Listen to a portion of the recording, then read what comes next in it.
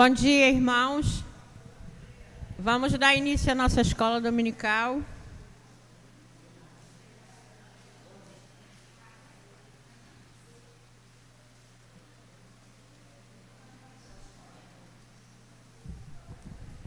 Eu convido os irmãos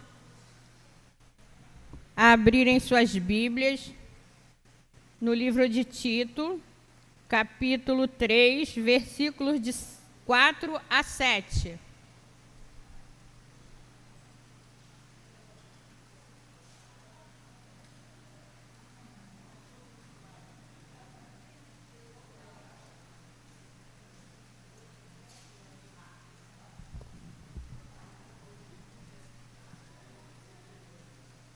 Convido os irmãos a se colocarem de pé, em reverência à palavra.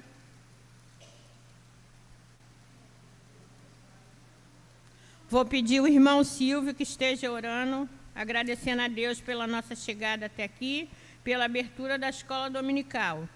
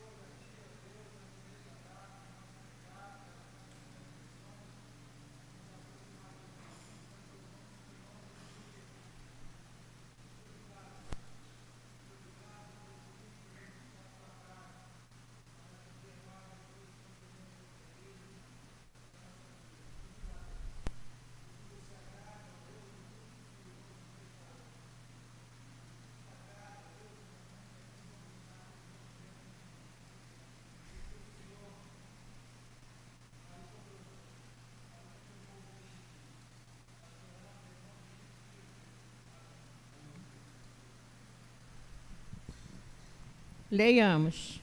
Leitura alternada. E o 7 nós vamos ler juntos. Quando, porém, se manifestou a benignidade de Deus, nosso Salvador, e o seu amor para com todos.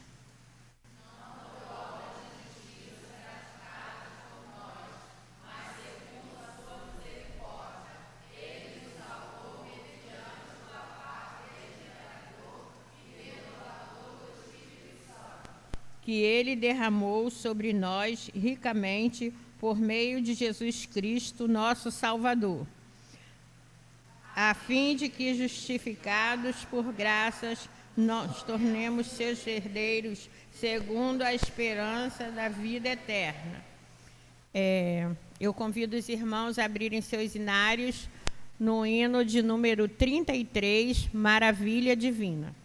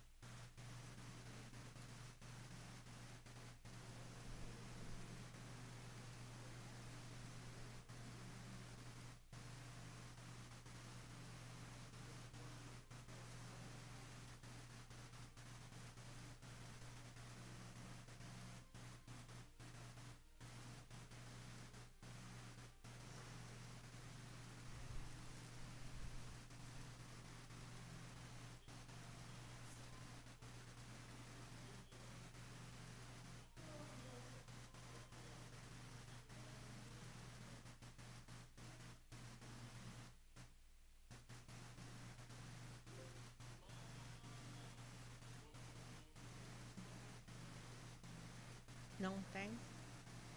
Vamos cantar a capela. O irmão falou que...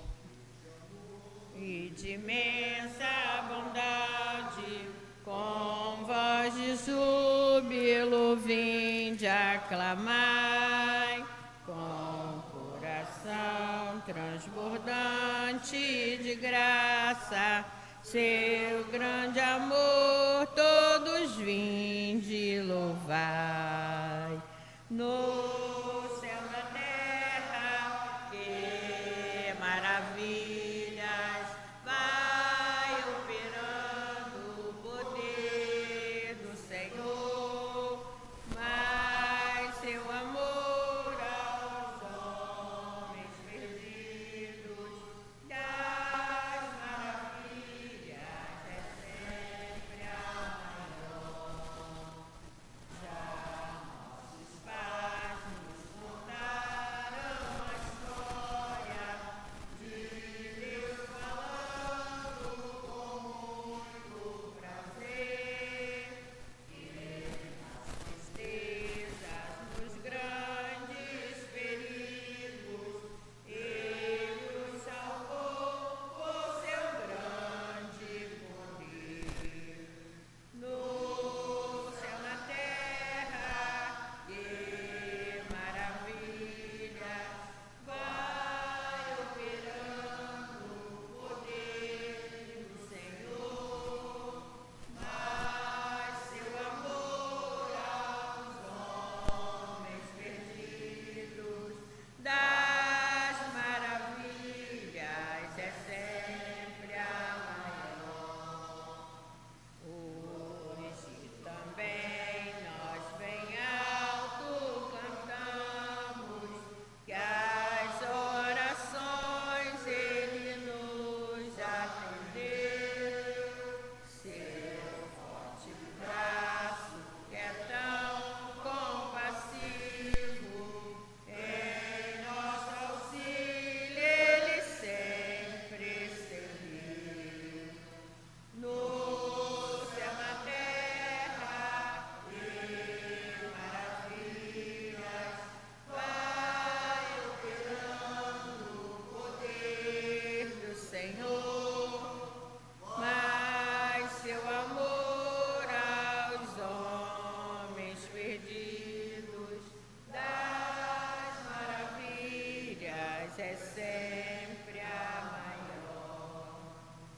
Como até hoje, daqui para frente, Ele será nosso eterno poder, nosso castelo bem forte e seguro, e nossa fonte de excelso prazer.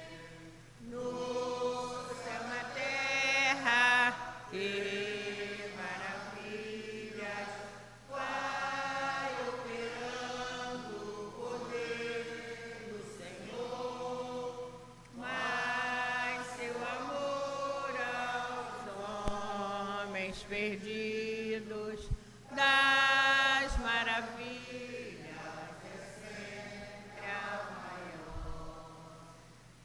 Neste momento nós vamos orar e logo em seguida os professores estão com oportunidade.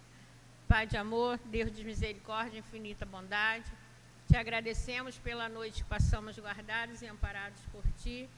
Te agradecemos, ó Deus, pela oportunidade que o Senhor concede a cada um nesta manhã de estar presente na Tua casa para louvar, bendizer o Teu santo nome e aprender um pouco mais de Ti. Que nesta hora, Senhor, o Senhor seja a luz de cada professor nesta manhã, ó Pai. Que o Senhor abençoe a mente dos Teus servos, o coração dos Teus servos, que eles possam ser a Tua boca, Senhor, a passar todos os ensinamentos para os alunos nesta manhã. Abre também, Senhor, o entendimento de cada um. Esvazia, Senhor, a nossa mente, o nosso coração, para que possamos reter a Tua palavra, Senhor, e possamos praticá-la, ó Pai. Visita os Teus servos que não poderão estar aqui nesta manhã. Se for por motivo de enfermidade, que o Senhor dispense cura a cada um deles, ó Pai. Visita, Senhor, também os desanimados, ó Pai. aqueles, Senhor, por qualquer motivo que esteja afastado da tua casa, que possam, Senhor Deus, ser aquecidos pelo teu Espírito para que possa estar retornando, Senhor, de volta às atividades da tua casa. Visita também, Senhor, os ilutados, Senhor, todos aqueles, Senhor, que estão sofrendo, Senhor, a dor do luto, ó Pai, que em nome de Jesus Cristo, o Senhor esteja enviando o teu Espírito Santo Consolador, Senhor, para cada um deles. Abençoa, Senhor, aqueles, Senhor, que estão em viagem, como a nossa irmã Raquel, com a sua família, ó Pai, que eles possam ser guardados e amparados por Ti, que eles possam retornar, Senhor, para os seus lares na Tua segurança, assim como o Senhor nos trouxe aqui nesta manhã. Abençoa cada um presente aqui, ó Pai, e aqueles que estão a caminho, Senhor, que o Senhor possa apressar os seus passos para que cheguem aqui, Senhor, a tempo de aprender um pouco mais de Ti. Muito obrigada por tudo, nós te agradecemos, em nome e por amor de Jesus. Amém. Os professores estão com oportunidade.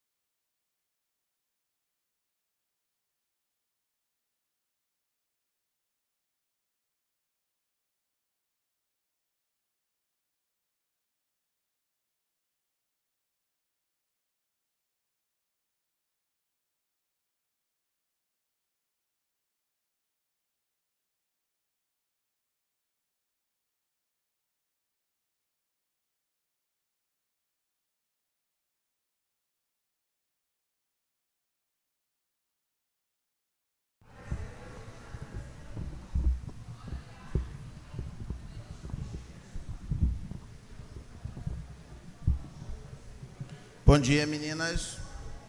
Bom dia, meninos também presentes. Um dia bonito, né? O Senhor nos brindou, apesar de algumas nuvens no céu, mas um sol bastante forte, né? Para nos dar calor. E alegremos-nos. Hoje é o dia que o Senhor nos deu. Um dia para nós guardarmos, um dia para o nosso descanso e um dia para a adoração do nosso Senhor. Nós vamos hoje estar, pela graça de Deus, terminando a lição de número 13.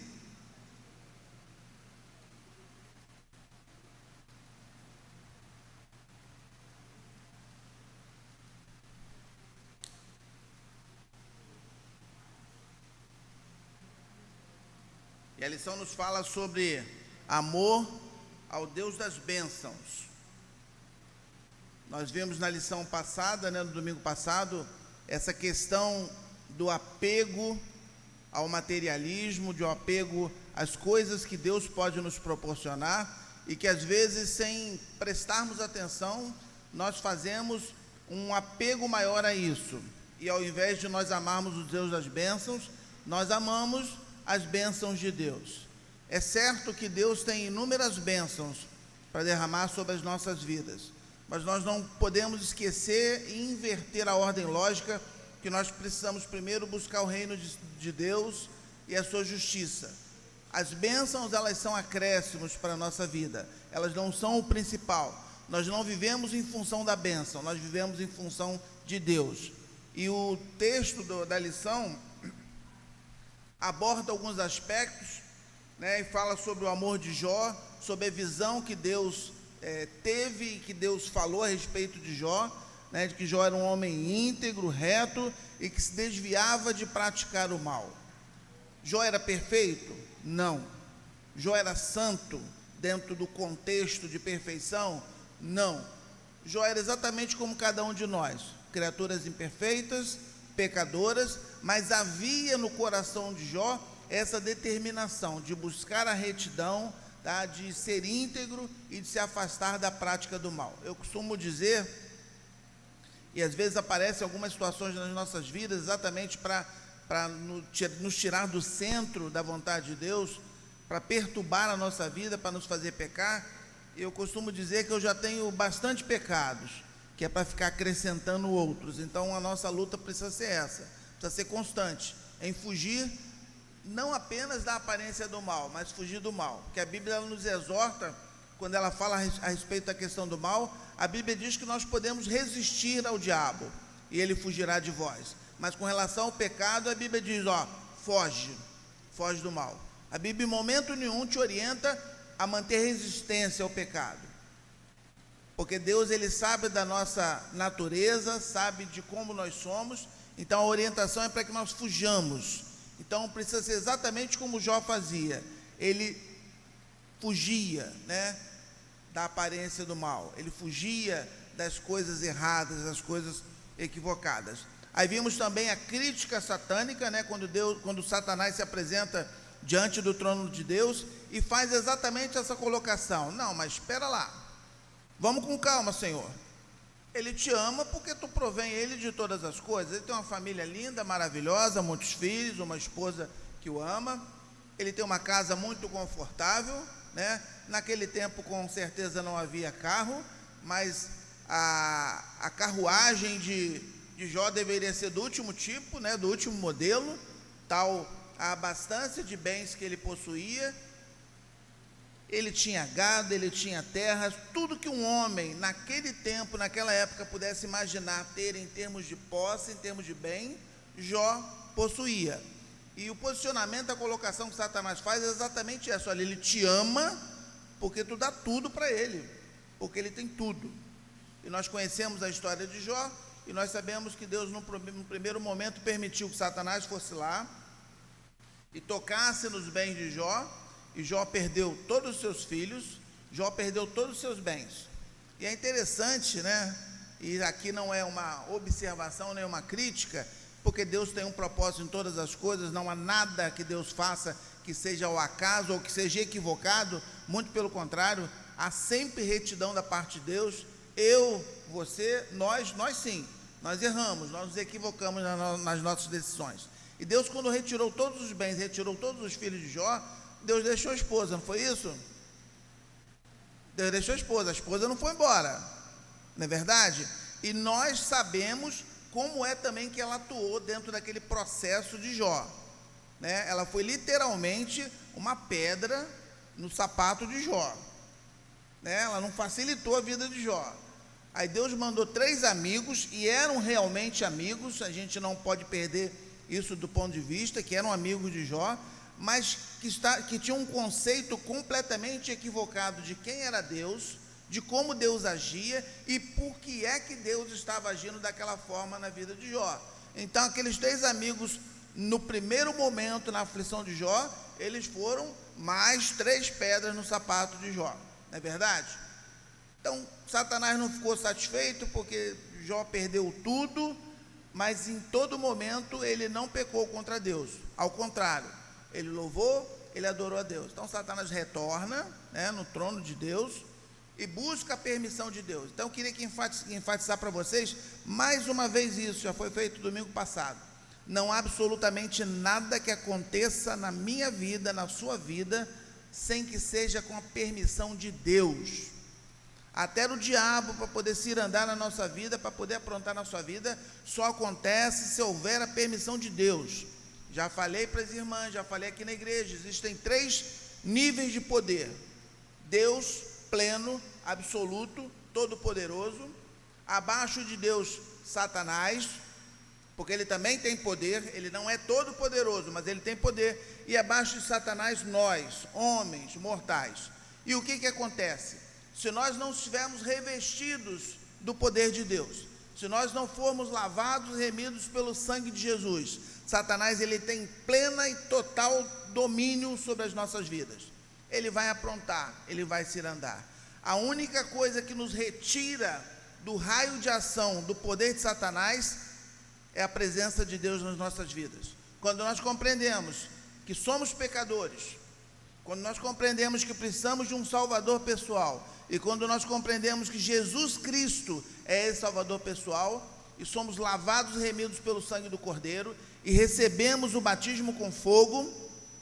Acho que ninguém mais se espanta aqui com essa expressão, porque todos nós recebemos o batismo com o Espírito Santo, o batismo com fogo, quando o Senhor transforma a nossa vida, quando Ele realiza em nós a metanoia, e metanoia significa mudança de mente, transformação de mente. Nós somos batizados com fogo e com o Espírito Santo.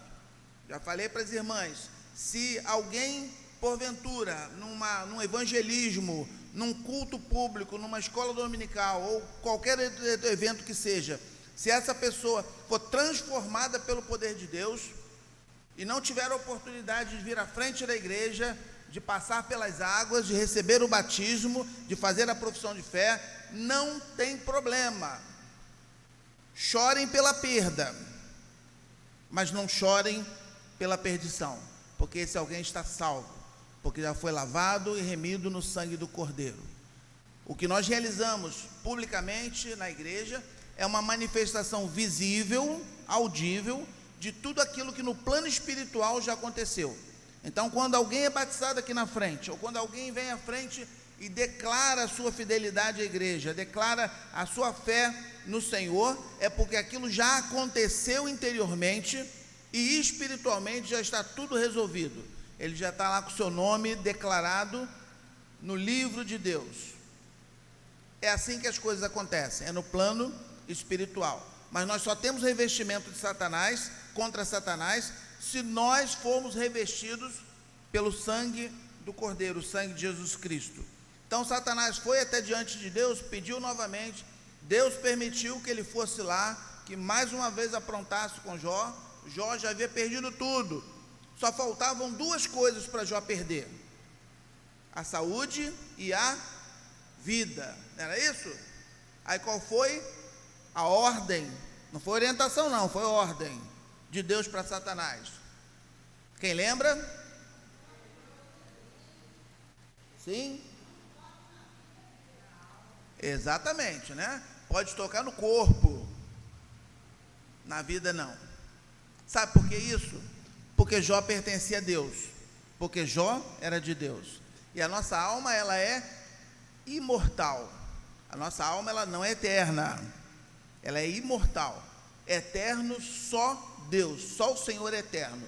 Nem os anjos são eternos, eles são imortais, porque a eternidade, ela consiste em sempre ter existido e sempre vir a existir, e só Deus possui esse atributo. É um atributo exclusivo e não comunicável da parte de Deus. Então somente Ele sempre existiu e sempre existirá. Houve um momento em que Deus criou os anjos, houve um momento em que Deus criou o homem, houve um momento em que Deus criou a alma. Tudo isso, a terra, o cosmos, as galáxias, tudo, absolutamente tudo. Então somente Deus é eterno. O mais, a criação de Deus, alguns são finitos, como por exemplo o homem, como por exemplo a natureza, porque a Bíblia diz que essas coisas hão de passar, tá? Mas a nossa alma, ela é imortal, e a nossa alma pertence ao Senhor. Então Satanás, ele podia, pela permissão de Deus, tocar no corpo de Jó, mas não podia tocar na alma. E todo mundo conhece a história, né? Jó foi tomado de uma doença grave, que alguns entendidos, alguns historiadores alegam que é lepra, ao ponto dele se coçar com cacos e arrancar pedaços do seu corpo, mas na alma, na vida de Jó, Satanás não pôde tocar. E nós sabemos todo o restante, que em todo o tempo Jó adorou o Senhor, Jó louvou o Senhor e não pecou diante do Senhor, porque para Deus isso já era tranquilo, Deus tinha certeza absoluta, mas ficou bastante claro para nós que hoje conhecemos a história de Jó, lemos a história de Jó, que Jó, ele amava ao Deus das bênçãos. Obrigado, Kelly, mais uma pedrinha para a sua coroa.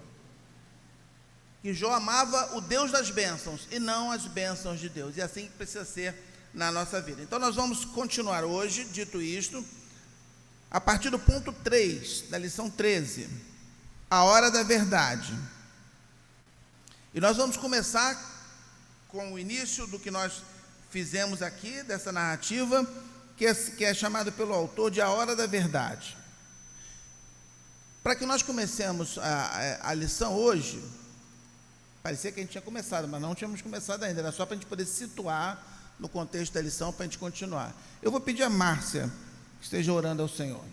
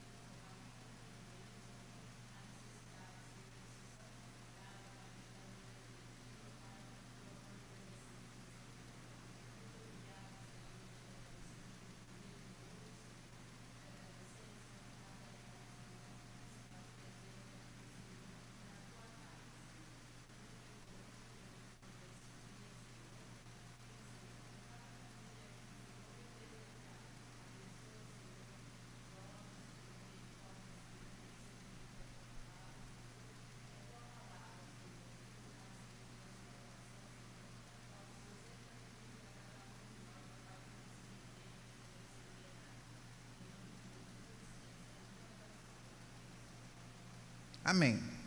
A hora da verdade. Uma calamidade atrás da outra. Assim foi o processo de Jó diante de Deus. Em um só dia, Jó perdeu todo o seu rebanho, todos os seus servos e todos os seus filhos.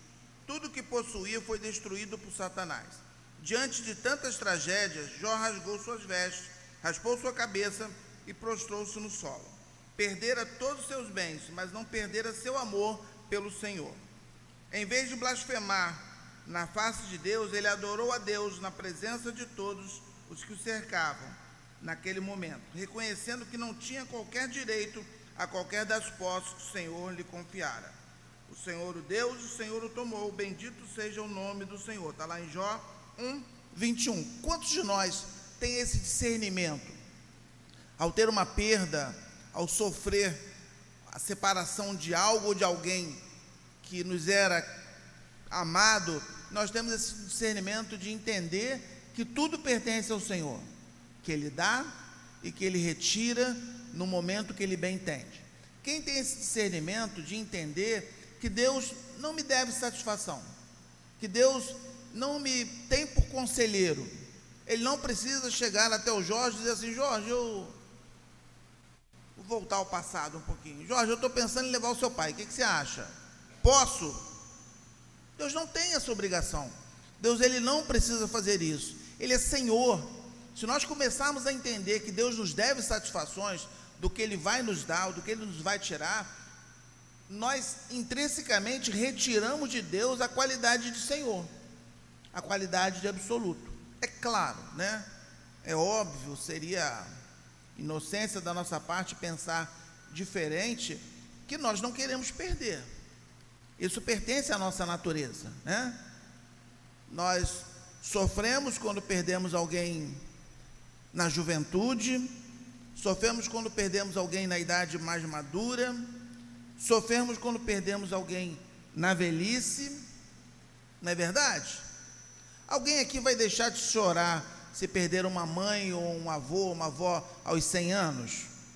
Não vai, né? Isso é certo, vamos chorar, vamos sofrer, vamos nos lamentar. Mas Deus, Ele não tem obrigação, por exemplo, né? Eu já perdi não, né? Eu não perdi porque eu sei onde Ele está com o Senhor.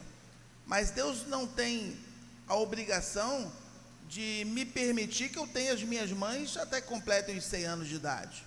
Uma está com 80, outra está com 83. A minha mãe sanguínea, inclusive, está passando por algumas situações de saúde bastante sérias. A gente está lá numa peleja com ela, mas o Senhor é que sabe de todas as coisas.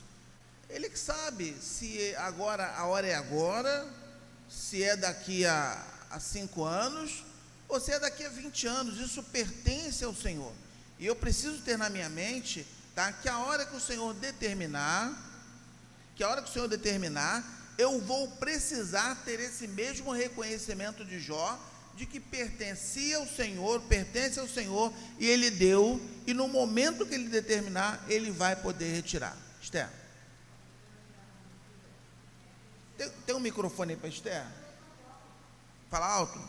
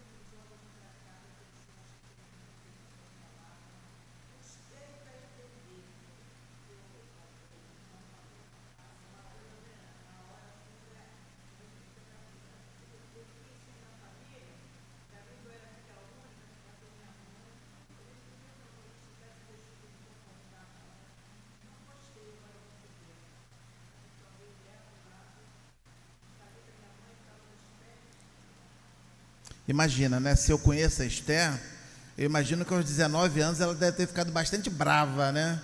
Com aquele irmão, por citar essa passagem, né? Porque isso é natural, irmãos. Nenhum de nós quer perder. Nenhum de nós está preparado para perder. Ninguém. Ah, mas já estava com 95 anos. Você não está preparado para perder, né? E de uma certa forma, nós somos até egoístas. A palavra é exatamente essa, egoísta. Porque às vezes a pessoa está lá em sofrimento, né? Muitas dores, mas nós queremos que ela permaneça. É claro que a nossa oração não pode ser aquela oração do tipo: Senhor, leva. Não. Senhor, faça a sua vontade. Porque Deus pode retirar a dor, Deus pode levar a pessoa, ou Deus pode fazer com que ela permaneça, ainda que com as dores. E nem isso eu vou poder questionar, né? Mas, Senhor, por que o Senhor está deixando tua serva, teu servo lá sofrendo? Ele é Senhor. Não me deve satisfações. Isso precisa ser bastante claro na nossa vida. É claro que as coisas espirituais, elas se discernem no plano espiritual. Há um momento para todas as coisas, né? No momento de uma perda, você vai ter, e a própria Bíblia assegura isso, dá esse direito, vai haver um momento para chorar, para prantear, para lamentar. Mas o seu ser espiritual precisa compreender que em todas as coisas Deus é perfeito. Deus age de forma perfeita. Deus não nos deve satisfações. Ele é Senhor. Então, quando ele levou a mãezinha, você tinha 19 anos, né, Esther? Devia ser muito brava com 19 anos, né? Quando Deus levou a mãezinha da Esther com 19 anos, com certeza a dor deve ter sido muito grande, né? Seria até estranho te imaginar alguém que perca a mãe numa idade assim tão tenra, dizer assim: não, foi tranquilo, né? No primeiro momento, não, está com o Senhor. Nós sabemos que está com o Senhor, mas nós somos carnais, nós sofremos, nós lamentamos. Mas aquela porção espiritual que há em nós precisa nos revelar a vontade de Deus, precisa nos mostrar o propósito de Deus. Ah, mas por que Deus levou a mãe da Esther quando a Esther tinha 19 anos? Não sei, não tenho resposta para isso. Deus tem, né? Com certeza Deus tem, Deus sabe porque fez daquela forma. Então, o que precisa haver em nós é esse entendimento, que Ele é o oleiro, nós somos o barro, somos a massa, né? Ele pode nos moldar, Ele pode nos quebrar, Ele pode nos fazer de novo. É um direito que Ele tem. É duro entender isso? É duro entender isso. Mas a nossa percepção precisa ser exatamente como a de Jó. O Senhor Deus, o Senhor deu, o Senhor tirou, louvado e bendito seja o Senhor. Ok? Alguma dúvida? Jó era um super-homem por causa disso, porque entendia dessa forma? Ou Jó era um homem, mas um homem de Deus? E é assim que nós precisamos ser, homens e mulheres de Deus, compreendendo Deus, o Deus das bênçãos, amando os Deus das bênçãos, e não as bênçãos de Deus. Vamos lá? Quem quiser falar, é só levantar a mãozinha, que a hora que eu fechar meu raciocínio, eu dou a palavra para os irmãos participarem, tá? É bastante interessante que haja interação. Se tiver dúvida, pergunta. Se quiser fazer um acréscimo, pode fazer. Eu não sou dono da verdade, muito pelo contrário. A gente está aqui num processo de aprendizagem coletivo, né? O pouquinho que eu sei eu ensino para vocês, o que vocês sabem vocês me ensinam, a gente fica assim se retroalimentando. Vamos lá. Um dos nomes usados por Deus para revelar-se na Bíblia é Jeová Jirê, o Deus que provê, o Deus da provisão, também chamado de Deus da providência. Deus, de fato, supre a necessidade de seu povo, às vezes até de forma milagrosa. No entanto, não devemos nos aproximar de Deus de modo interesseiro, aquilo que nós falamos anteriormente. Algumas pessoas que se aproximam de Deus como se Deus fosse um mercador, né? Você tem uma necessidade, Deus tem o provimento daquela necessidade, e você se aproxima dele, porque ele que pode te dar aquilo que você quer e você precisa, e a sua aproximação é em função disso. Ele deve ser buscado e amado pelo que é, e não pelo que pode dar. Somos orientados a buscar a face de Deus, e não a sua mão. É bastante interessante essa metáfora dessa passagem, que a nossa proposta, o nosso entendimento, deva ser buscar a face de Deus, e não a sua mão. E uma coisa que eu percebo, e uma coisa que eu trabalho na minha vida, desde que eu aceitei a Jesus, é de que eu preciso aprender a adorar a Deus pelo que Ele é. Vocês já prestaram atenção que quando nós pedimos na igreja, ou em qualquer outro lugar, que as pessoas façam uma oração de adoração, vocês já prestaram atenção como é que é a oração de adoração? Já prestaram? Curtinha, né? Rapidinha, como diz o pessoal, é papum. Por quê? Nós temos uma dificuldade muito grande em adorar a Deus pelo que Ele é. Mas aí eu adoro a Ele pela casa que Ele me deu, eu adoro pela saúde que Ele me dá, eu adoro pelos filhos que Ele me deu, pelo casamento que Ele me deu, pelo carro que Ele me deu, pela viagem que Ele me deu, e sai lembrando, né? Sai lembrando. E normalmente, esse tipo de oração pela mão de Deus, pelo que a mão de Deus pode prover, normalmente é uma oração longa. Quando nós partimos, e não é errado fazer essa oração de forma estanque em 3 partes, pelo contrário, a oração modelar, que é o Pai Nosso, nos ensina exatamente isso, nos ensina a adorar a Deus, nos ensina a agradecer a Deus e nos ensina a pedir a Deus. Mas nós não podemos perder de vista que a adoração a Deus é extremamente importante, porque quando chega na hora dos pedidos, e quando chega também na hora dos agradecimentos, que não é tão grande quanto os pedidos, né? Normalmente a oração, o agradecimento é um pouquinho menor, nós nos envolvemos, mas na hora da adoração, Jesus, que dificuldade. Irmão fulano de tal, faça uma oração de adoração a Deus. Senhor, meu Deus, meu Pai, muito obrigado, Senhor. Muito obrigado pelas bênçãos, muito obrigado pela saúde. E assim, às vezes a adoração a Deus não passa da primeira frase. E às vezes na primeira frase a gente já está vertendo, tá? Para agradecer e para pedir. Então a nossa proposta diante de Deus precisa ser exatamente essa: adorar a Deus pelo que Ele é, não pelo que Ele pode dar, não pelo que Ele pode proporcionar. Ele não é um mercador para que nós estejamos indo diante dEle para receber as coisas das nossas necessidades. Somos orientados a buscar a face de Deus e não a sua mão. Gravem bem essa frase, está lá em Salmo 11:7. O profeta Abacuque foi um grande exemplo de firmeza e confiança em Deus. Veja o que ele nos ensina: ainda que a figueira não floresça, nem haja fruto na vide, o produto da oliveira minta, e os campos não produzam mantimento, as ovelhas sejam arrebatadas do aprisco, e nos currais não haja gado, todavia eu me alegro no Senhor, exulto no Deus da minha salvação. Prestaram bastante atenção na declaração do profeta Abacuque? Olha, a hora que todas essas coisas acontecessem, haveria uma calamidade geral, né? Sem gado, sem ovelha, sem figueira, tá? Sem a vide, não tinha nada. Mas o profeta Abacuque, ele deixa bastante claro que ainda, ele não está dizendo que essas coisas aconteceram. E eu, não no período de Abacuque, mas, por exemplo, naquele período em que o povo de Deus se refugiou no Egito, eu acredito que estavam passando exatamente por um momento como esse, onde tudo, absolutamente tudo faltou, e eles precisaram se recolher. Então o profeta Abacuque, ele diz que ainda que todas essas coisas acontecessem, ele exultaria no Deus da sua salvação. Já pensou nisso?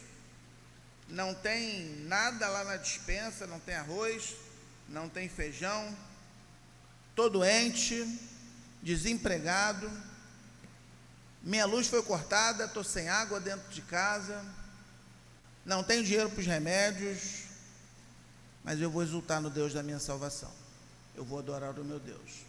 É fácil, irmãos? Dentro de um contexto desse de calamidade, é fácil? Não, não é fácil. Mas nós somos seres racionais, nós somos seres pensantes, né?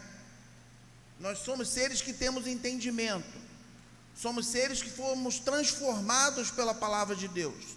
Então, quando esse momento chegar, quando o momento da calamidade chegar, nós precisamos trazer à nossa memória, como diz a palavra, aquilo que me dá contentamento, aquilo que me dá alegria, conforme outras versões. Então nós não podemos, de modo algum, quando chegar a calamidade, dar vazão à decepção, à tristeza, à dor e ao sofrimento. Eu preciso me lembrar de tudo aquilo que Deus é, não do que Deus faz. Porque se você for lembrar apenas do que Deus faz na sua vida, você vai lembrar que naquele momento Ele não está te dando água, não está te dando gás, não está te dando luz, não está te dando saúde, não está te dando remédio. Você vai agir de forma carnal e vai blasfemar contra o Senhor. Mas nesses momentos, principalmente na hora da perda, na hora da dor, na hora do luto, você precisa se lembrar de quem Deus é. Solange.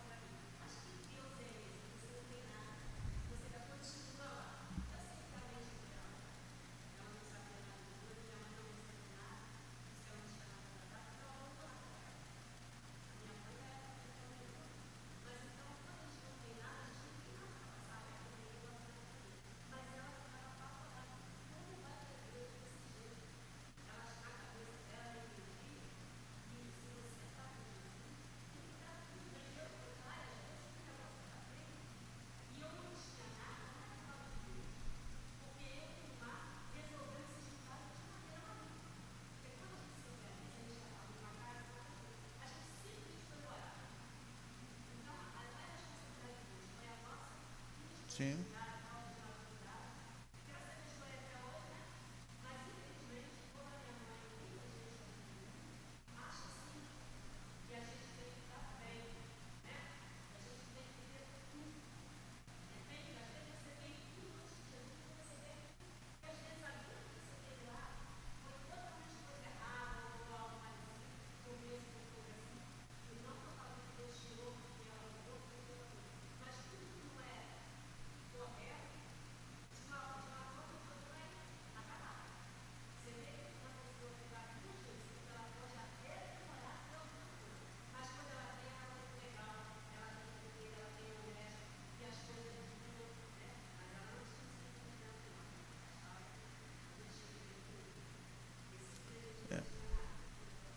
Existem algumas igrejas, alguns segmentos religiosos que confundem um pouco essa questão, né? A gente não precisa citar o nome aqui da igreja, mas, por exemplo, tem uma igreja que diz: venha para cá e deixe de sofrer, para de sofrer, não é? Algumas igrejas defendem, por exemplo, que a doença, ela é fruto de pecado, então precisa repreender, né? Repreende em Jesus que a doença vai embora, não é isso? Não é isso que tem sido ensinado por aí, de forma completamente equivocada, né? Pare de sofrer. Ou seja, se você aceitou Jesus como Senhor e Salvador da sua vida, da sua alma, você não vai ter mais problema, não vai ter mais desemprego, não vai ter mais doença, não vai ter mais luto, porque tudo isso é fruto de pecado. Eles estão certos e estão errados ao mesmo tempo. Estão certos porque todas essas questões nas nossas vidas, elas são realmente oriundas do pecado, mas oriundas do pecado de Adão, da herança que nós recebemos de Adão. A partir do pecado de Adão, a partir da desobediência de Adão e da queda do ser humano, essas questões vieram para a nossa vida. E ainda que eu ou você tivéssemos essa capacidade, não temos, de viver de uma forma completamente santa, em que nós passássemos a nossa vida toda sem pecar, sem errar, ainda assim, nós ficaríamos doentes, nós teríamos desemprego, nós teríamos luto, teríamos tudo isso. Por quê? Porque o nosso primeiro pai pecou. Não temos a capacidade de viver de forma santa dentro do aspecto de perfeição de Deus, tá? A nossa santidade não é o kadosh, né?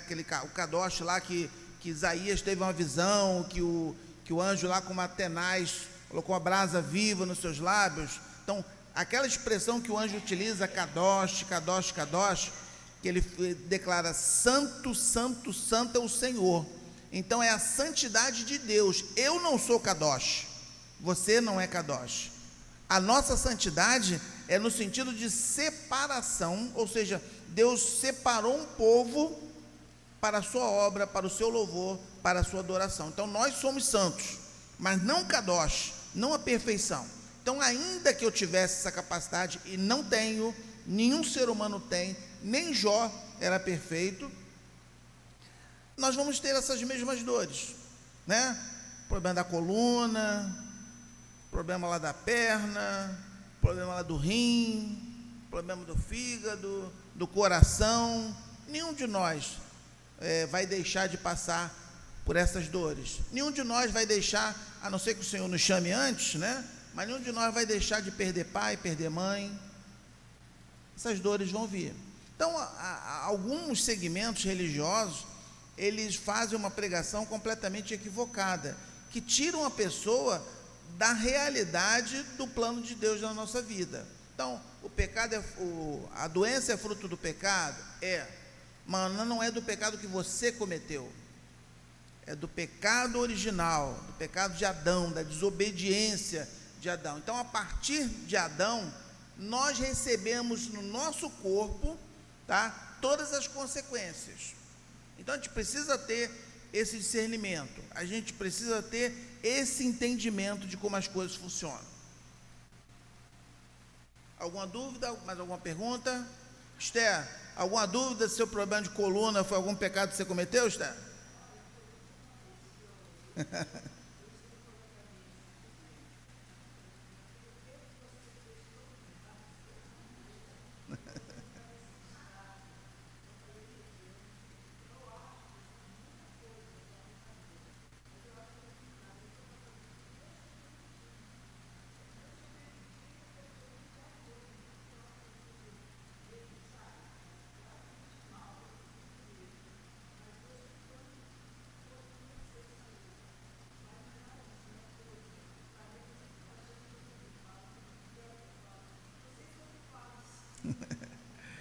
Talvez vocês nem lembrem, né? Numa pregação que eu trouxe aqui na igreja, e que eu falei sobre 5 missionários, Jim Elliot e mais 4 missionários. Ele, aos 29 anos de idade, ele tinha saído dos Estados Unidos, no meio da família dele, depois de se preparar, e foi para as selvas do Equador pregar o evangelho, pregar a palavra de Deus aos índios Quechua. O que será que ele fez para Deus para ele ser assassinado pelos índios? Será, né? O que será que Ashbel Green Simonton fez para Deus levá-lo aos 28 anos? Todos aqui sabem quem foi Ashbel Green Simonton, né? O missionário norte-americano que veio para o Brasil, trouxe o presbiterianismo, fundou a catedral, fundou o primeiro presbitério do Rio de Janeiro, fundou o seminário José Manuel da Conceição. O que será que ele fez aos 28 anos para Deus levá-lo? De uma doença tropical, uma doença que tem aqui no Brasil e não nos Estados Unidos. Qual será a maldade que essas pessoas fizeram a Deus para Deus puni-las? A gente precisa ter esse discernimento, queridos, porque às vezes a gente ouve muita bobagem. Desculpa essa expressão que eu estou utilizando, muita bobagem, né? Do tipo, é a mão de Deus que está pesando sobre fulano. Eu já ouvi isso. Um momento difícil, um aperto que eu e Hilda passamos, os irmãos que nos conhecem desde o princípio aqui sabem disso. Eu já ouvi, foi algum pecado que você cometeu, para você estar passando por isso. Gente, se Deus pesasse a mão dele, por causa dos nossos pecados, por causa das nossas transgressões, nós seríamos massas disformes, verdadeiros aleijões, totalmente disfuncionais e incapacitados. Porque Deus é muito mau? Não, porque nós somos muito maus, nós somos muito pecadores, nós somos muito errantes. Então, se Deus realmente pesasse a mão dele a cada coisa que nós fizéssemos, Ai de nós. Não haveria coluna, Esther. Não haveria coluna, Solange, para a gente tratar, para a gente ir lá no fisioterapeuta, para a gente ir lá no Pilates. Não haveria, porque nós seríamos aniquilados se Deus, todo erro nosso, todo pecado nosso, colocasse a mão dele sobre nós. Solange.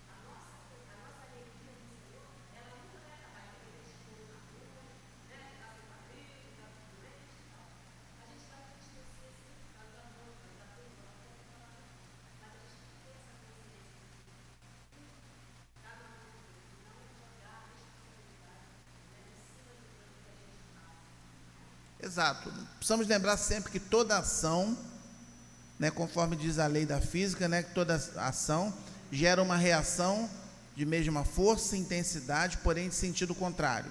Ou seja, toda ação traz consequência.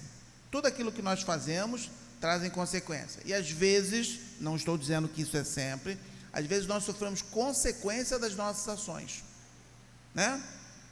Lembra daquele camarada que lá na infância, na adolescência, estava toda hora comendo doce, né? Se empanturrando de coisa melada? Tadinho. Hoje ele tem que ir para o médico, tem que ficar tomando remédio para diabetes, né? Alguns têm que tomar insulina. Pode muito bem ter sido consequência dos erros do passado, né? Aquela pessoa que adorava coisa salgada, né? Muito sal, hoje está sofrendo com problema de pressão, né? Pressão toda hora subindo. Então, muitas coisas nas nossas vidas, elas são consequência das nossas ações. Mas é muito mais fácil jogar a responsabilidade para cima de Deus, né? Ah, é porque o Senhor fez, é porque o Senhor está me moendo, né? É porque o Senhor está me peneirando. Às vezes a gente ouve até essas expressões. E a gente tem que estar bastante ciente disso, né? E nós somos assim. Essa máquina aqui, que é perfeita, que foi criada por Deus, ela sofre os desgastes, né? Você compra, mal comparando, né? Você compra lá uma geladeira, uns 10 anos já está dando problema, não já? Precisando trocar. Fogão, mesma coisa, né? Alguns conseguem que dure um pouquinho mais, outros duram um pouquinho menos. Lá em casa, a média é mais ou menos 10 anos. A cada 10 anos a gente tem que estar trocando essas peças.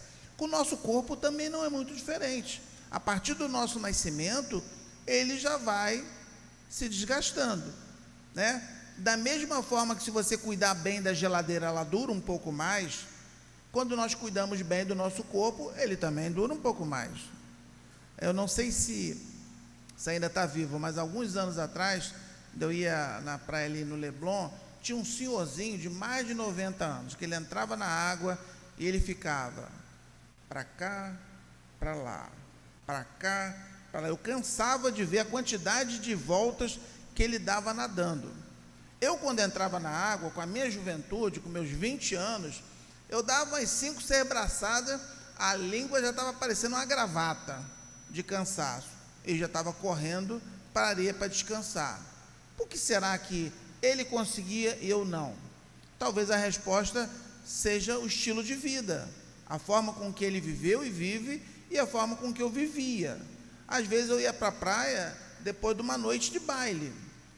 Tinha o baile lá no sábado, ficava até madrugada, aí reunia às vezes com os amigos, vamos para a praia, vamos embora. Aí o cara chegava na praia sem dormir, sem se alimentar, com sono, cansado, mas ele queria ter a mesma resistência daquele homem, que teve uma vida atlética, que se cuidou, né? Já bem senhorzinho. Outros não chegam à idade avançada saudáveis. Talvez a resposta esteja no caminho, não no final. O resultado do final da nossa caminhada é muito em função do que eu fiz pelo caminho. Você vai correr uma maratona. Já chegou a correr maratona, Kelly? Ainda não, né? Qual a sua corrida maior até agora? 10 quilômetros, né? Vamos pensar na Kelly, que é corredora, Kelly e o Adriano. Ela corre 10 quilômetros. Se vocês prestarem atenção nas provas, nas Olimpíadas, em outros eventos, vocês vão prestar atenção que há uma diferença entre o que eles chamam de corrida de fundo, que são as corridas longas, e as corridas rápidas. Por exemplo, corrida de 100 metros. Você olha para os corredores que estão lá alinhados antes da largada para os 100 metros, vamos pensar na parte masculina, né? Tem também a parte feminina. Mas normalmente você olha, pessoas de uma estatura não muito alta, musculosas, e quando o juiz dispara lá o alarme, você percebe que elas saem espingueladas, né? Exatamente. Gostei da expressão, cara. Espingueladas mesmo, ou seja, elas têm pouquíssimos segundos para chegar no final, chegar em 100 metros. Quando você presta atenção numa corrida, por exemplo, como a Kelly faz de 10 quilômetros, se o camarada que vai correr aqueles 10 quilômetros, ele fizer igual o que foi correr os 100 metros, sair desesperado, disparado, possivelmente ele não chega ao final. São estilos diferentes, são formas diferentes. E a gente precisa atentar para essa questão. A vida, ela é uma corrida, né? Alguns querem correr 100 metros, querem chegar logo, e outros têm paciência, estão correndo uma maratona, estão sabendo que mais importante do que largar é chegar.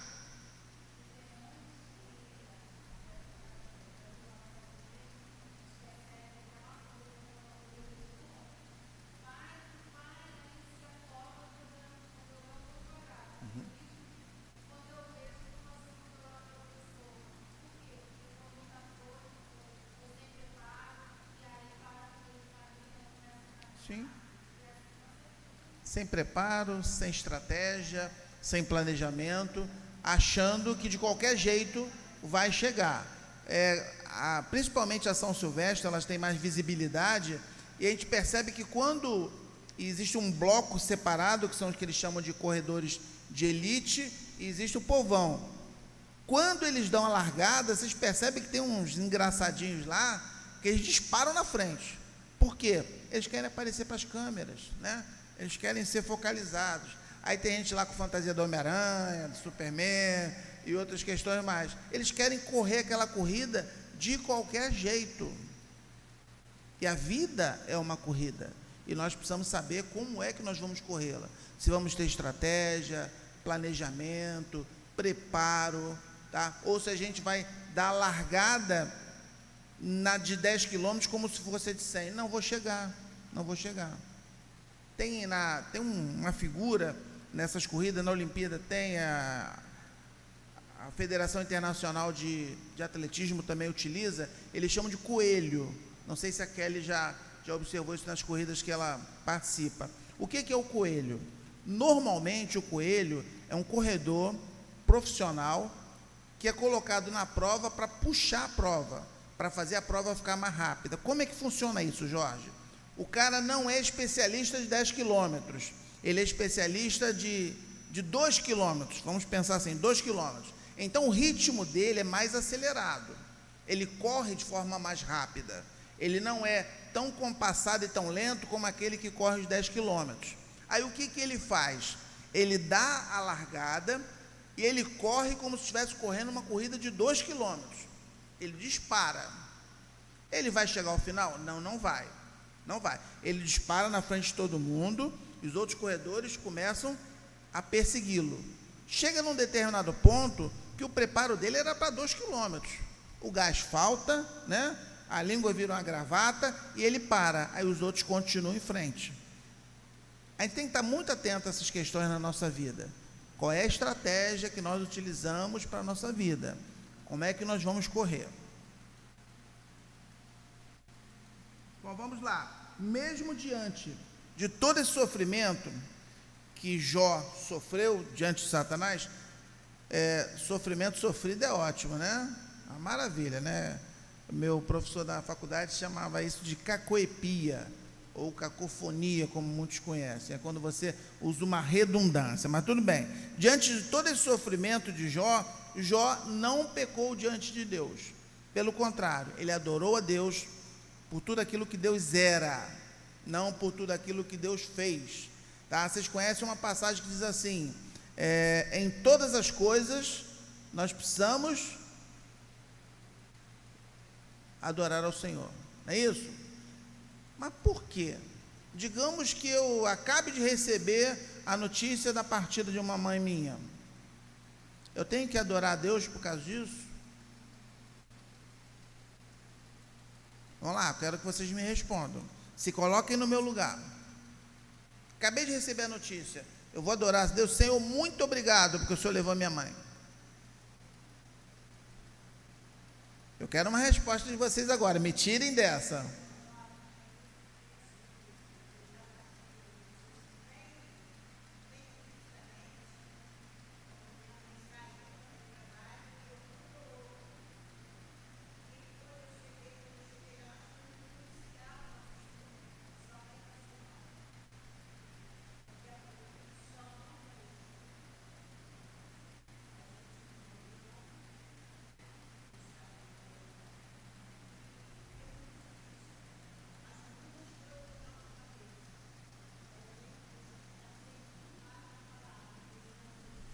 Sim.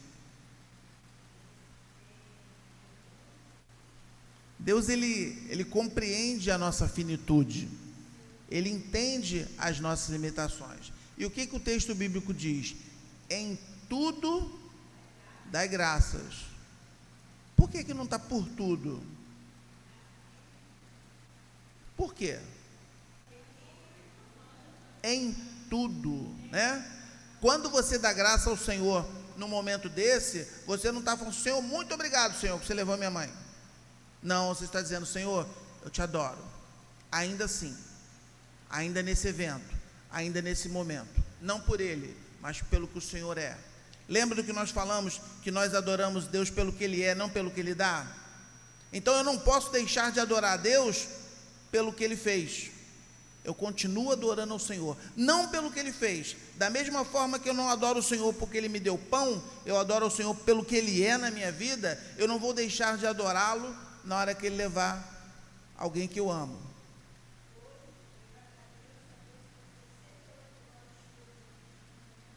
Sim, verdade, verdade. E a gente precisa desse discernimento. Quando eu estava me despedindo do meu pai, a minha palavra diante de Deus era de gratidão por tudo que Deus tinha feito na minha vida, né? Eu tive muitos amigos que perderam os pais assim, muito jovens, ainda adolescentes, outros no início da mocidade, como a Esther, perdeu, e Deus me deu meu pai até os meus 55 anos. Então eu adorei ao Senhor, pela bênção que Deus me concedeu. Mas às vezes a gente faz isso, a gente adora pelo que Deus deu, e a gente não quer bem dizer pelo que o Senhor levou, né? Não me pertence, meu pai não me pertencia, meu pai era do Senhor, e no momento que Deus entendeu que tinha que levá-lo, que deveria levá-lo, ele levou. Então eu não vou adorar a Deus pelo que ele fez, mas vou adorar a Deus pelo que ele é. Não vou adorar a Deus porque ele deixou de fazer, mas vou adorar a Deus pelo que ele é na minha vida. E assim é que precisa ser. Então vamos lá, a batalha final. Os filhos de Deus vão outra vez apresentar-se perante o Senhor. Satanás está de novo entre eles. Novamente Deus chama a atenção de Satanás para Jó, que continuava amando ao Senhor, apesar de todo o seu sofrimento. Satanás faz mais uma tentativa de levar Jó a blasfemar contra Deus. Ele argumenta com o Senhor que Jó continuava firme em sua lealdade, por ainda ter saúde. Lembra daquilo que nós colocamos aqui? Né? Satanás, ele não desiste nunca. Aí alguém vai dizer assim para mim: Jorge, mas Satanás já está condenado. É verdade isso? Vamos lá, meninas, sim ou não? Satanás já está condenado? Ó, eu quero que vocês me respondam. Acertando ou errando, tem que me responder. Satanás está condenado?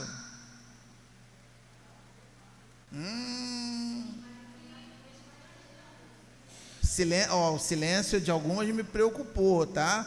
A palavra de Deus diz que Satanás já está condenado, tá? A palavra de Deus me ensina que Deus criou o inferno, tá? Foi o diabo que criou, não. Deus criou o inferno para o diabo e os seus anjos. Então a condenação de Satanás já está decretada. Mas o que ele faz? Ele veio para matar, roubar e destruir. Então, enquanto não chega o final dele, a proposta dele é causar dano tanto quanto possa aos eleitos de Deus. A Bíblia diz que ele poderia até enganar, se possível, até os eleitos. Prestem bastante atenção nisso. O texto bíblico diz: se possível. Não é possível enganar os eleitos, porque é o próprio Deus que peleja por cada um de nós. Nós não estamos à mercê de Satanás. Nós estamos debaixo da proteção de Deus, debaixo dos cuidados de Deus. Nós fomos lavados e remidos pelo sangue do Cordeiro. Lembram lá aquela última praga no Egito, em que dos primogênitos, em que cada família tinha que pegar o sangue lá do animal e colocar no umbral da porta da sua casa? E o espírito da morte veio, e onde tinha o sangue do Cordeiro, o espírito da morte não entrou. Onde não tinha, ele entrou e levou todos os primogênitos. E prestem bem atenção, não eram apenas primogênitos humanos, não. Até os primogênitos animais foram levados pelo espírito da morte. Então, o que nos dá revestimento é Deus. Satanás já está condenado, ele já sabe para onde ele vai, mas ele está aí. E ao contrário do que muita gente declare, tá? Satanás não está no governo, Satanás não está no controle. Ai de nós se Satanás estivesse no controle. Quem está no controle é Deus. Mas Satanás, ele é o que diz a palavra de Deus? Satanás é o príncipe deste mundo, não é isso? Por que príncipe? Vamos lá, vamos tentar entender isso. Por que Satanás é o príncipe desse mundo? Ah, maravilha, né? Maravilha, Ana Leila matou a questão aqui agora. Porque o rei pleno, todo poderoso é o Senhor. Então ele está aí aprontando, tentando enganar tantos quantos possa. Não é possível isso aos eleitos. Os eleitos de Deus serão preservados. Ele já está condenado, sim. Então, se alguém perguntar para vocês: ah, mas Satanás já está condenado? Já. O que vai acontecer no grande e terrível dia do Senhor, quando o Senhor Jesus voltar entre as nuvens? Todo ser vivo adorará o Senhor? Vamos lá? Como diria o pastor Diniz, né, na época presbítero, lançando uma pimentinha para vocês.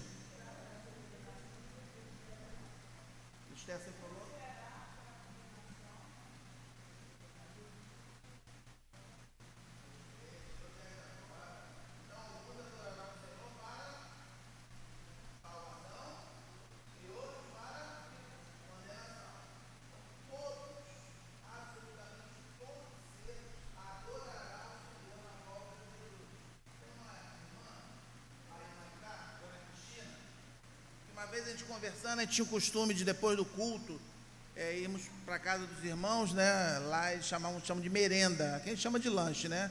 Nós íamos merendar na casa dos irmãos. A gente conversava muito sobre o texto da escola dominical, sobre o sermão da noite. Aí uma vez ela falou assim: meu irmão Jorge, quando o Senhor Jesus voltar, até o mucuim vai dobrar o seu joelho e adorar o Senhor. E o mucuim é um insetozinho que você não consegue nem ver, muito pequenininho, mas que ele morde, dói uma barbaridade, deixa uma mancha na sua pele. Aí eu, brincando com ela, falei assim: mas irmã Cristina, como é que pode um mucuim dobrar seu joelho se ele é tão pequenininho? Nem joelho ele tem. Brincando com ela, né? A gente tinha essa liberdade. Aí ela virou para mim e falou assim: irmão, tendo ou não tendo joelho, ele se dobrará diante do Senhor. E é verdade, quando Jesus voltar, todos se dobrarão diante do Senhor. E é como a Esther falou, alguns se curvarão e adorarão o Senhor para a salvação, e outros se curvarão e se dobrarão diante do Senhor para a condenação eterna. Mas todos adorarão. Sim, todo mundo vai confessar. Vocês lembram aquelas passagens lá do endemoniado gadareno? Era uma legião de demônios que estava infestando lá aquele menino, né? Mas quando ele avistou Jesus, o que ele falou? Qual foi a primeira palavra dele em relação a Jesus?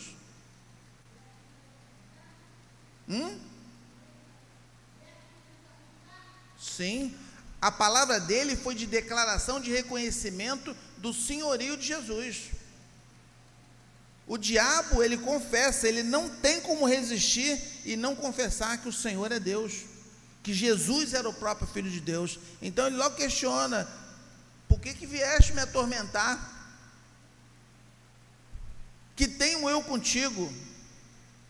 Mas o ser humano, rebelde como ele às vezes resiste em adorar ao Senhor, resiste em se quedar ao Senhor. Nem o diabo consegue, nem o diabo resiste diante da autoridade de Deus. Então, quando Jesus voltar na glória do seu Pai, e ele vai voltar para julgar, mas prestem bastante atenção nisso que eu vou colocar aqui. E algumas pessoas, algumas religiões fazem uma confusão louca com relação a isso. A volta de Jesus é dito pela palavra de Deus como o dia do juízo.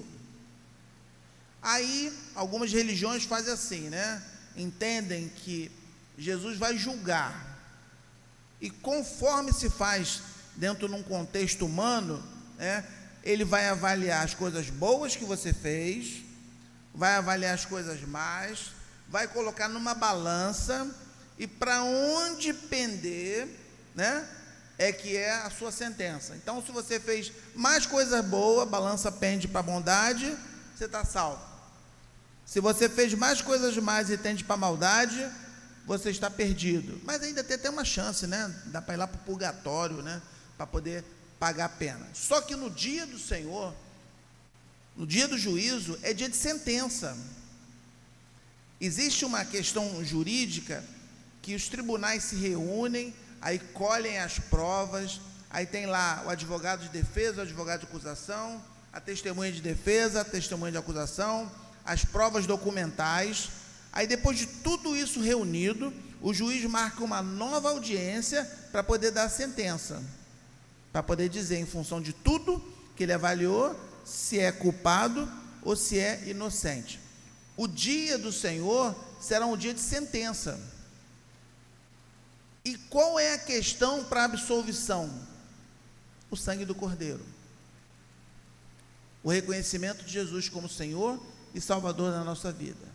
Todo aquele que receber a Cristo Jesus como Senhor será salvo. Todo. Não existe risco nenhum, o risco é zero de, no dia do Senhor, aquele que recebeu a Cristo como Salvador ser condenado. Porque o processo jurídico é agora, é durante a nossa vida. A condição única e básica para a salvação é receber Jesus Cristo como Senhor e Salvador. Então, todo aquele que receber a Jesus como Senhor e Salvador da sua vida, tá? Esse chegará diante do Senhor, adorará diante do Cordeiro para salvação. Mas todo aquele que de maneira definitiva, e isso é a blasfêmia contra o Espírito Santo, quando você, durante a sua vida, de forma resoluta e definitiva, você recusa o Senhor, você não compreende o Senhor como Salvador da sua vida. Isso é a blasfêmia contra o Espírito Santo. É quando o Espírito Santo trabalha na sua vida e você diz não. Sim, exatamente. Diz lá o que diz João: filhinhos, não pequeis, mas se pecardes, tendes um advogado diante do Pai, a saber, Jesus Cristo, homem. Hoje ele é o nosso defensor. Exatamente. Minha filha, na hora que Jesus voltar, não tem essa história de tentar apelar por misericórdia, por clemência, tá? O momento é hoje, e a condição é receber Jesus como Senhor e Salvador das nossas vidas. Então chegou naquele momento da batalha final, em que Satanás ele apela no último momento, né? Já tinha tirado bem, já tinha tirado filhos, e ele diz: também ele está lá com saúde.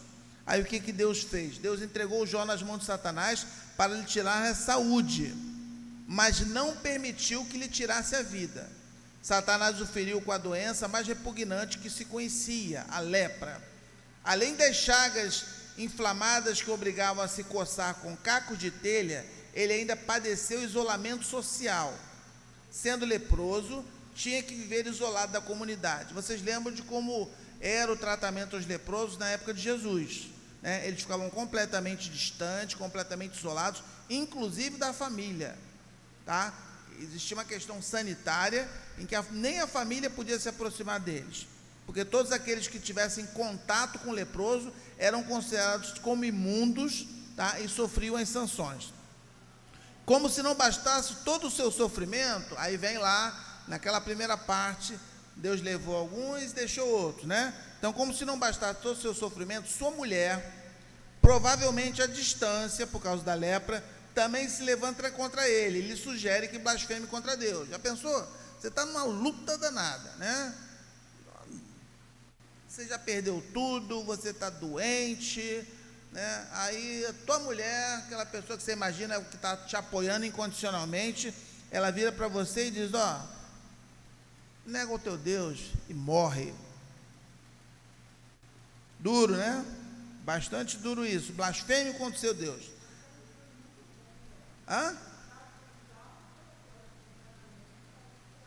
Boazinha ela, né, Esther?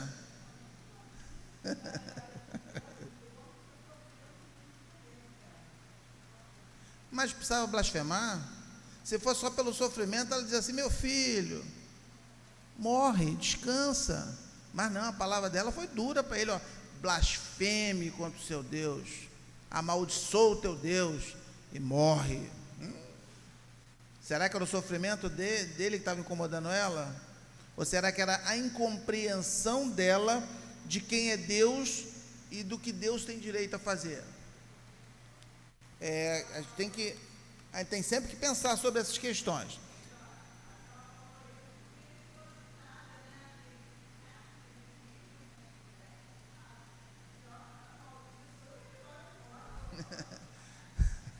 Estela devia estar pensando, falar bem off para ninguém ouvir, ela devia estar pensando assim: o cara não me dá mais dinheiro, não tem pensão para me dar, não tenho mais casa, ele não tem nem condições de me dar filho, não está prestando para mais nada não, morre meu filho. Incompreensão do que Deus é. Ela estava analisando apenas as situações, apenas o que Deus podia dar ou deixar de dar. Mas em tudo isso Jó não pecou. Ao que parece, a mulher de Jó estava disposta a crer em Deus e a honrá-lo em troca de prosperidade e saúde.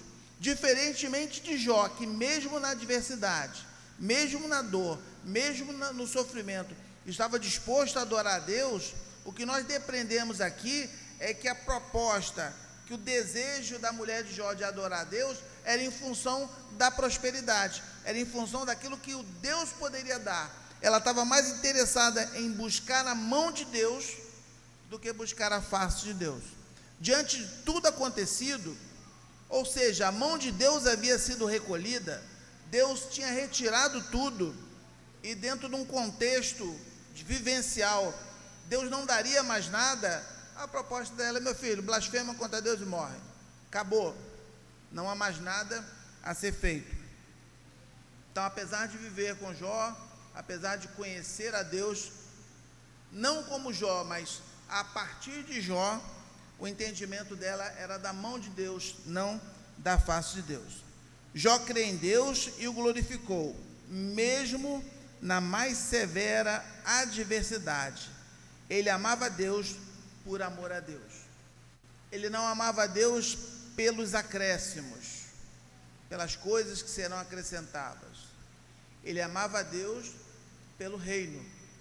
Ele amava a Deus por tudo aquilo que Deus era, representava na vida dele. Não por tudo aquilo que Deus poderia lhe dar, não por tudo aquilo que Deus poderia lhe proporcionar. Não era pelos filhos que ele amava a Deus, não era pela casa, não era pelo gado, não era pelos bens, não era nem mesmo pela saúde que ele amava a Deus. Ele amava a Deus pelo que Deus era. Será que nós, e nós já falamos isso aqui anteriormente, de que Jó era exatamente como nós, igualzinho como nós. Só houve, irmãos, um ser humano na face da terra que nós podemos dizer com convicção que era diferenciado de nós, que foi Jesus. Ainda assim, a palavra de Deus me ensina que Jesus Cristo, ele era 100% homem, sem deixar de ser Deus, e 100% Deus, sem deixar de ser homem. A palavra me ensina que Jesus sofreu de todas as nossas necessidades.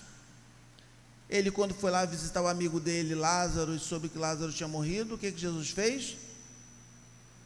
Chorou. Ele, quando chegou lá no templo e viu lá os vendilhões utilizando a casa de Deus como local de comércio, o que Jesus fez? Pegou uma chibata lá, né? Saiu espancando os camaradas.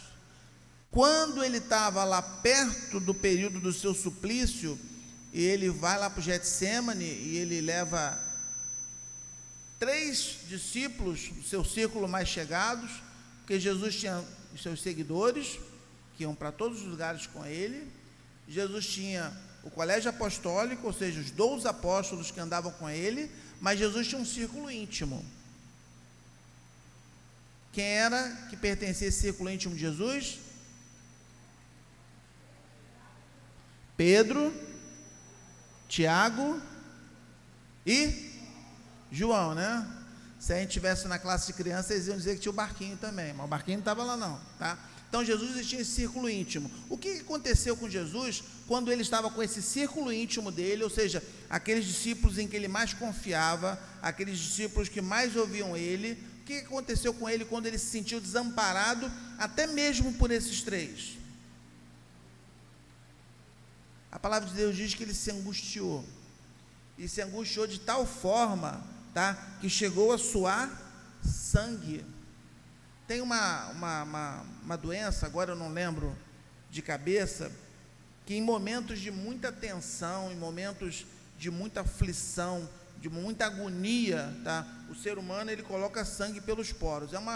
É um evento raro, é uma doença rara, não acontece toda hora, mas os cientistas alegam que foi exatamente isso que aconteceu com Jesus. O momento de tensão, de aflição, de expectativa pelo que estava acontecendo, era tão forte que Jesus chegou a suar sangue. Então, todos os sentimentos que nós temos, Jesus tinha. Era tão humano quanto eu, quanto você, mas ele era o próprio Filho de Deus. Jó não. Jó não era 100% Deus. Ele era 100% homem e, como diria lá na escolinha do professor Raimundo, e Zé Fini. Ele era 100% homem. E a gente precisa parar com essa desculpa às vezes que nós damos. Ah, não, mas fulano, não, Moisés era melhor que eu. Não, Moisés não era melhor que você. Jó não era melhor que você. Paulo não era melhor que você. Na história bíblica não existem super-homens, não existem super-mulheres, existem homens e mulheres de Deus. Nós hoje, que representamos a igreja visível, e que pertencemos à igreja invisível, e vocês sabem essa diferenciação entre igreja visível e igreja invisível? Quem sabe, levanta a mão. Não? Então vamos lá. A igreja visível é a igreja de hoje, é a igreja que é composta por mim, pela Esté, pela irmã Ivone, pela Ana Leila, pela Kelly. É a igreja que está hoje presente e militando, é a igreja que está no hall de membros, e a igreja que participa dos cultos, do louvor, da adoração. Essa é a igreja visível. A igreja invisível é a igreja que já existiu no passado, dos homens e mulheres, dos servos de Deus, que já partiram para a glória. A igreja invisível é a igreja dos que estão aqui, as que pertencem ao Senhor, porque acreditem, nem todos que pertencem à igreja visível pertencem à igreja invisível. Vocês sabem qual é a condição para pertencer à igreja invisível, né? É aceitar Jesus como Senhor e Salvador de suas vidas. E tem muita gente que frequenta a igreja e não tem essa convicção. Então a igreja invisível também está aqui nesse momento, e a igreja invisível é composta também daqueles que no futuro receberão ao Senhor Jesus como Senhor e Salvador das suas vidas. Então essa é a igreja invisível, é a igreja do passado, é a igreja do presente e a igreja do futuro. Nós, como Igreja Presbiteriana do Parque do Carmo, somos a igreja visível, né? A igreja que tem corpo, a igreja que está presente. A invisível tem, já teve e terá, ok? Alguma dúvida?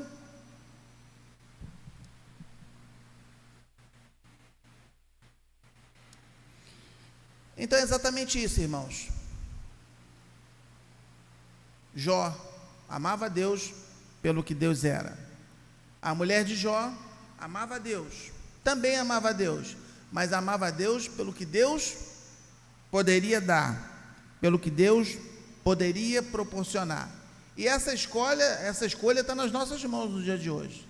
Nós podemos escolher de que forma, de que maneira nós queremos amar a Deus, pelo que Ele é, estarmos prontos para adorá-lo, para bendizer o nome dEle, independente do que esteja acontecendo na nossa vida, ou nós vamos ser daquele grupo que adora a Deus, que pede a Deus, e quando Deus abençoa, adora a Deus, glorifica o nome de Deus, mas quando a prova chega, quando a dor chega, quando a dificuldade chega, faz igual a mulher de Jó, amaldiçoa o teu Deus e morre. Por seu desinteressado amor ao Senhor, Jó tornou-se um exemplo a ser seguido por todo o povo de Deus, que deve aprender a amá-lo, não por causa do que pode ganhar com isso, mas por ser Ele o nosso Deus soberano. Qual é o fundamento do amor a Deus e da nossa religião? O que fundamenta o seu amor a Deus? O que fundamenta a sua religião? Isto é, porventura, é a casa confortável que você tem? Aquela TV que te dá entretenimento durante o dia? Os filhos que Deus te deu, uma filha, um filho, né? E agora netos. Tem quantos netos, Esther? 3, né? Os netos que Deus te deu. Aquela pensão que bate todo mês lá na conta, robusta, né? Ou será que aquilo que te faz adorar a Deus é o que Deus é? Se Deus te der a cirurgia e você ficar curada, você vai adorar mais a Deus por causa disso? Ou se Deus não te der a cirurgia e não te curar, você vai adorá-lo menos por causa disso? Louvado seja o nome do Senhor.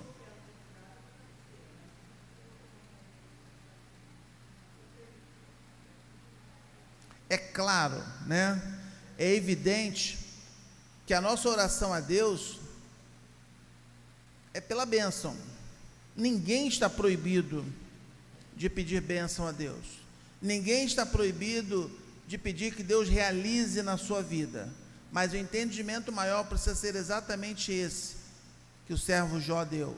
O Senhor Deus deu, o Senhor tirou, louvado seja o Senhor. A nossa adoração não pode aumentar e nem diminuir quando Deus dá. E da mesma forma, a nossa adoração não pode aumentar e nem diminuir quando Deus tira. Ela precisa ser retilínea, ela precisa ser constante, porque não é pelo que Deus dá que nós adoramos, mas pelo que Deus é. E a nossa religião, a nossa fé precisa ser baseada exatamente nisso. Irmã Ivone?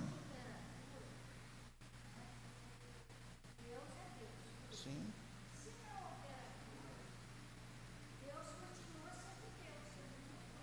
Exatamente.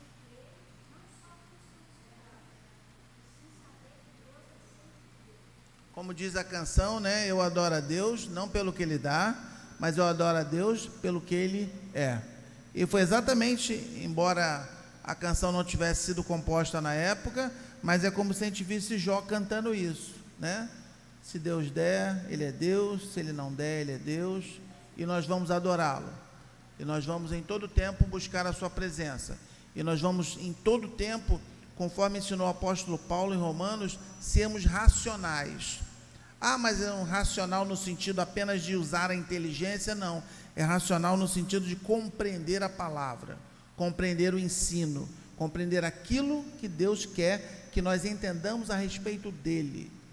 Então, como Jó fez, e Jó não pode e não deve ser uma exceção. Jó precisa ser um exemplo a ser buscado, adorarmos a Deus em todo o tempo pelo que Ele é, não pelo que Ele faz. Adorarmos a Deus na beleza da sua santidade, e a beleza da santidade de Deus não está naquilo que Ele pode lhe dar, mas está naquilo que Ele é na sua vida. Que Deus nos abençoe, que Deus nos guarde e que Deus nos dê discernimento a compreender a sua palavra. Tchau, Lucimar.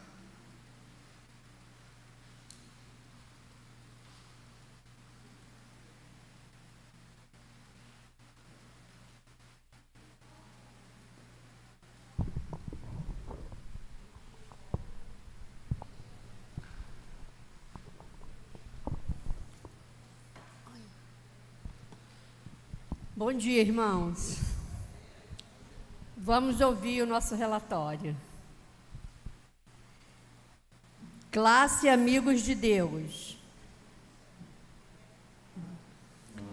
Matriculados 4, ausentes 2, presentes 2, não houve visita. Total 2, Bíblia 1, revista 2, oferta R$ 7,00. Classe Conectados.